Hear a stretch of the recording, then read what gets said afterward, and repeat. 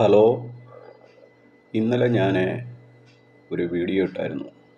ഒരു ward member എങ്ങനെയായിരിക്കണമെന്നുള്ളത്. ഞാനിട്ട വീഡിയോയിൽ ഏറ്റവും കൂടുതൽ പ്രതികരണമുണ്ടായ ഒരു വീഡിയോ ആയിരുന്നത്. അതുകൊണ്ടാണ് അതിൻ്റെ തുടർച്ചയായിട്ട് ഇന്ന് ഞാനൊരു വീഡിയോ ഇടുന്നത്. കേരളത്തിൻ്റെ പല ഭാഗത്തു നിന്നും പല വാർഡ് മെമ്പർമാരും അല്ലാത്തവരുമൊക്കെ എന്നെ വിളിച്ചു. വാർഡ് മെമ്പർമാർ ചോദിച്ച ഒരു ചോദ്യം, ഈ കിട്ടുന്ന 8,000 രൂപ കൊണ്ട് ഞങ്ങളെങ്ങനെ ജീവിക്കും? നിങ്ങൾ ഈ പറയുന്ന കാര്യങ്ങളൊക്കെ ഞങ്ങളെങ്ങനെ ചെയ്യും എന്നാണ് അവർ ചോദിച്ചത്. ഒരു വാർഡ് മെമ്പറാകുക എന്ന് പറഞ്ഞാൽ നിങ്ങൾ സമ്പാദിക്കുക എന്നുള്ളതല്ല, ജനത്തെ സേവിക്കുക എന്നുള്ളതാണ്. നമ്മൾ സ്വത്ത് മുതലുണ്ടാക്കുക എന്നുള്ളത്. അതുപോലെ തന്നെ ഒരു വാർഡ് മെമ്പർ ആകുന്നതിന് മുമ്പ് നമ്മുടെ പിതാക്കന്മാരുണ്ടാക്കിയ ഭൂസ്വത്തുണ്ടായിരിക്കണം, അല്ലെങ്കിൽ നിങ്ങളുണ്ടാക്കിയ സ്വത്തുണ്ടായിരിക്കണം. ഒന്നുമില്ലാത്തവൻ ഒരു വാർഡ് മെമ്പറാകാൻ നോക്കരുത്. ഒരിക്കലും നിങ്ങൾക്ക് അതിൻ്റെ അകത്ത് പിടിച്ചു നിൽക്കാൻ പറ്റത്തില്ല.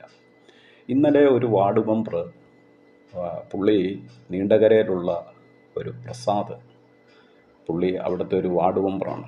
പുള്ളിയുടെ അനുഭവം പറഞ്ഞിട്ട് സത്യം പറഞ്ഞാൽ എൻ്റെ കണ്ണ് നിറഞ്ഞു പോയി.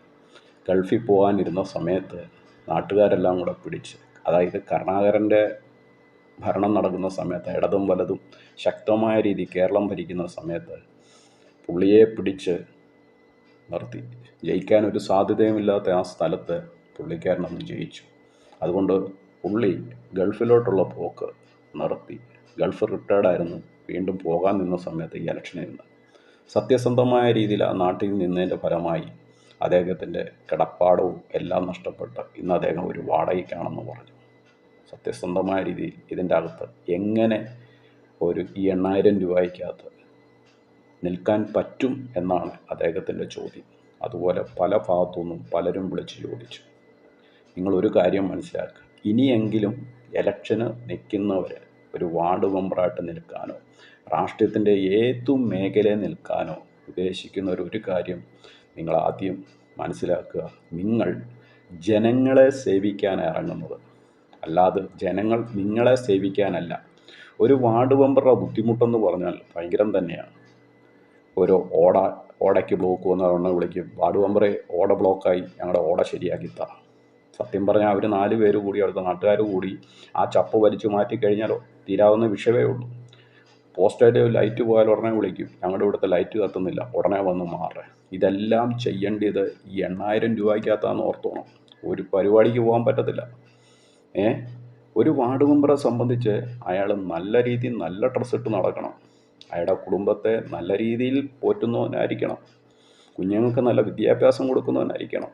ഒരിക്കലും ഒരു 8,000 രൂപയ്ക്ക് ഒരു വാർഡ് മെമ്പർക്ക് ഇതൊന്നും ചെയ്യാൻ പറ്റത്തില്ല. വീട്ടിലെ ഫുഡ് മേടിക്കാൻ പോലും ഈ 8,000 രൂപയ്ക്ക് പറ്റത്തില്ല. എന്നാൽ MLA മാർ, സർക്കാർ ഉദ്യോഗസ്ഥർ, അങ്ങനെ അങ്ങോട്ട് ലെവലിൽ വരുന്ന മന്ത്രിമാർ, ഇവർക്കെല്ലാം ഭീമമായ ശമ്പളമാണ് സർക്കാർ വെച്ചിരിക്കുന്നത്. ഒരു വാർഡ് മെമ്പറെ സംബന്ധിച്ച് അദ്ദേഹത്തിന് ഒരു 30,000 രൂപ എങ്കിലും ഉണ്ടെങ്കിൽ ഇന്നത്തെ കാലത്ത് സത്യസന്ധമായ രീതിയിൽ ഒരു വാർഡ് മെമ്പറായിട്ടിരിക്കാൻ പറ്റത്തുള്ളൂ. ഇതെൻ്റെ കാഴ്ചപ്പാടാണ്. 2020 ഭരിക്കുന്ന സ്ഥലങ്ങളിൽ ഈ വാർഡ് മെമ്പർമാർ സത്യസന്ധമായ രീതിയിൽ നല്ല രീതിയിൽ കുടുംബം പോറ്റി വളരെ സന്തോഷകരമായ രീതിയിൽ പോകുന്നു. അതെങ്ങനെ പോകുന്നു? നിങ്ങൾ തന്നെ പറയാം. എങ്ങനെയാണ് അവർക്ക് ജീവിക്കാൻ പറ്റുന്നത്? അവരെ കണ്ട് നിങ്ങൾ അവരുമായിട്ടൊന്ന് സംസാരിക്കണം. അവർ വളരെ ഹാപ്പിയാണ്, വളരെ പുഞ്ചിരിച്ചുകൊണ്ടാണ് അവർ സംസാരിക്കുന്നത്. അതെങ്ങനെ സാധിക്കുന്നു? അത് നിങ്ങൾ കണ്ടുപിടിക്കണം. നിങ്ങൾ ഓരോരുത്തരും 2020 വാർഡ് മെമ്പർമാർ ആയിത്തീരുന്ന രീതിയിൽ ഇനിയുള്ള കാലത്ത് കേരളത്തിൽ പ്രവർത്തിക്കുക. നിങ്ങളുടെ ബുദ്ധിമുട്ടുകൾ മനസ്സിലാക്കുന്ന ഒരു സർക്കാർ ഈ കേരളത്തിൽ വരണം.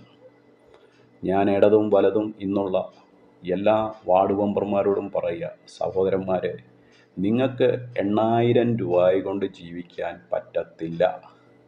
പക്ഷേ അടുത്ത ഇലക്ഷന് വീണ്ടും വീണ്ടും വീണ്ടും വീണ്ടും നിങ്ങൾ നിൽക്കാൻ നോക്കുന്നുണ്ടെങ്കിൽ അതിൻ്റെ പിന്നിലെന്താണ്? ഞാൻ അതെന്താണെന്നൊന്നും പറയുന്നില്ല, നിങ്ങൾ തന്നെ പറയും.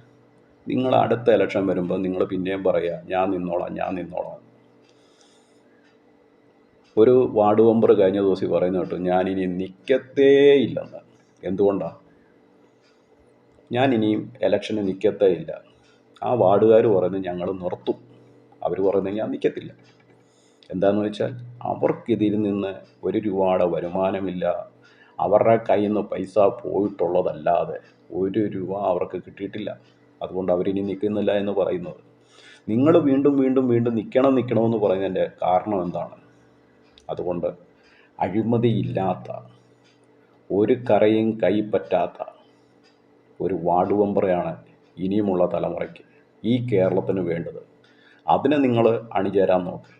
ഏറ്റവും കുറഞ്ഞത് ഒരു 30,000 രൂപ ശമ്പളം അതോടുകൂടി നിങ്ങൾക്ക് കിട്ടുമാറാകട്ടെ, അല്ലെങ്കിൽ അങ്ങനെയുള്ളൊരു ഭരണകൂടം കേരളത്തിൽ വരുമാറാകട്ടെ. ഓക്കെ സഹോദരന്മാരെ.